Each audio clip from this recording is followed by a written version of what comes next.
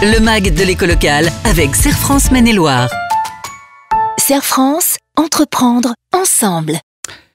Bienvenue pour ce nouveau rendez-vous du MAG de l'économie locale avec le Serre France Maine-et-Loire.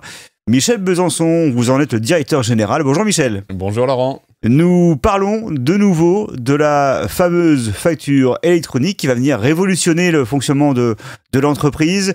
Ces factures électroniques, elles deviennent obligatoires en juillet 2024. D'ici là, il faut évidemment s'organiser. Comment ça se passe? Comment devrait procéder une entreprise? Alors, comment devrait procéder une entreprise? Il faut qu'elle garde en tête qu'elle n'est pas forcément concernée par l'émission de factures électroniques dès le 1er juillet 2024. En revanche, elle va devoir réceptionner. Pourquoi? Parce que les plus grandes entreprises vont devoir émettre.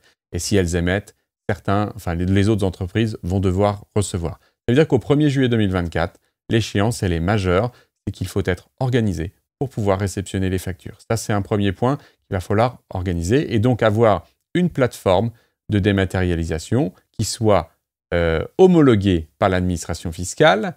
Aujourd'hui, pour faire simple, il y a une centaine de projets de ces fameuses plateformes, ce qu'on appelle communément PDP. Probablement qu'à l'arrivée, il y en aura une trentaine qui seront certifiées par l'administration fiscale. Donc, le mot d'ordre pour tous les entrepreneurs, c'est ne vous engagez pas aujourd'hui. Aucune plateforme n'est homologuée à ce jour, ou en tout cas vérifier les personnes avec lesquelles vous seriez amené à devoir échanger sur ce sujet. Ça, c'est un point extrêmement important parce qu'il va y avoir dans cette phase de changement beaucoup de sollicitations. Ça, c'est un premier point. Et puis, il faut quand même, au niveau de l'entreprise, s'organiser pour notamment mettre en œuvre un système d'information et une organisation qui va permettre de répondre à cette obligation-là. Alors, vous me dites qu'il faut s'organiser, mais pour l'instant, rien n'est prêt. Alors, il y a beaucoup de choses qui sont, pour l'instant, ce qu'on pourrait appeler en back-office. La DGFiP travaille d'arrache-pied au niveau de leur système pour pouvoir répondre à cette obligation de transfert de factures. Donc, ça avance plutôt bien avec des plateformes qui sont sérieuses.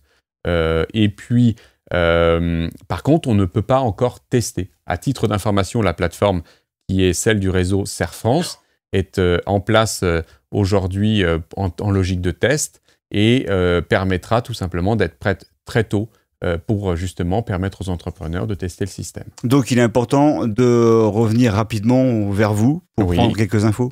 Voilà, prendre des informations. Et puis, la première des choses qu'il faut avoir pour habitude au niveau d'une entreprise, c'est qu'il y a des choses qui vont apparaître de manière plus obligatoire au niveau des entreprises. Je pense l'inscription du numéro sirène qui va être obligatoire. C'est le seul moyen qu'on a d'identifier les entreprises entre elles.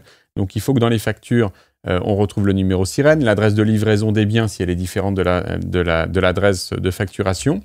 L'information selon laquelle les opérations donnant lieu à une facture sont constituées exclusivement de livraison de biens ou exclusivement de prestations de services parce que ça appelle à des adaptations, on va dire, notamment au niveau des catégories d'opérations. Et puis, le paiement de la taxe d'après les débits lorsque le prestataire a opté pour celui-ci. Et ça, c'est quelque chose qu'il va falloir aussi mentionner sur la facture parce qu'en fait, se retrouve derrière tout simplement pour l'administration fiscale les moyens ou pas d'appeler la TVA. Et on sait que la facture X, enfin la facture électronique, communément appelée facture X, répond à cet objectif premier pour l'État, c'est de recouvrir la TVA plus nativement.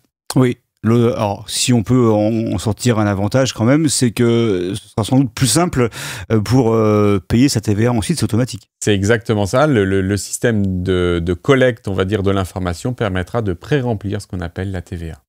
Merci beaucoup Michel Besançon. Rendez-vous chez Serre France Maine-et-Loire pour avoir quelques infos concernant cette fameuse facture électronique. À bientôt. À bientôt. Le MAG de l'éco locale avec Serre France Maine-et-Loire. Serre France, entreprendre ensemble.